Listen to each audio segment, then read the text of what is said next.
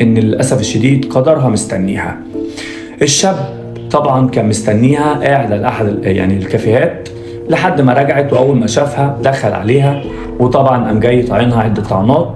طبعا استعانت بالناس واستغاثت بالناس. الشباب شافوها طلعوا بسرعه عشان يلحقوها، ودوها المستشفى، وبعد كده طلعوا يجروا ورا الشاب دوت لحد ما طلع في عماره للدور التاسع او العاشر، ولكن طبعا مسكوه وتم القبض عليه، وحاليا طبعا محبوس على ذمه القضيه.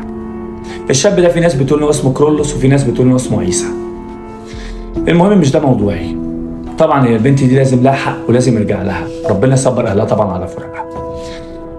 اللي عايز اقوله، يعني ايه بنت تقول لا تخلص حياتها؟ يعني ايه بنت قالت انا مش موافقه تخلص حياتها؟ كام واحده لو هنعد نيره اشرف وغيرها وغيرها وغيرها وغيرها من البنات اللي حصل معاها كده. يعني ايه بنت الناس مش لعبه في ايد حضرتك، بنت الناس زي اختك، ما انت برضو عندك بنات، وبرضو المفروض ان انت طالما انت شايف الشاب اللي قدامك ده مش مناسب او اختك مش موافقه فلازم هتقول لا. فانت ليه تبقى حاطط نفسك كانك يعني خلاص بتجبرها انها تتجوزك غصب عنها؟ الجواز مش بالغصب، الجواز بالاتفاق. ارجوكوا يعني بلاش اللي انتوا بتعملوه دوت. طبعا يعني كلام لمسلم ومسيحي على فكره عشان تبقوا فاهمين، يعني الجريمه ما بتفرقش ما بين مسلم وبين مسيحي، ده اجرم وده اجرم، واللي اجرم ياخد عقابه، ده اللي انا اعرفه.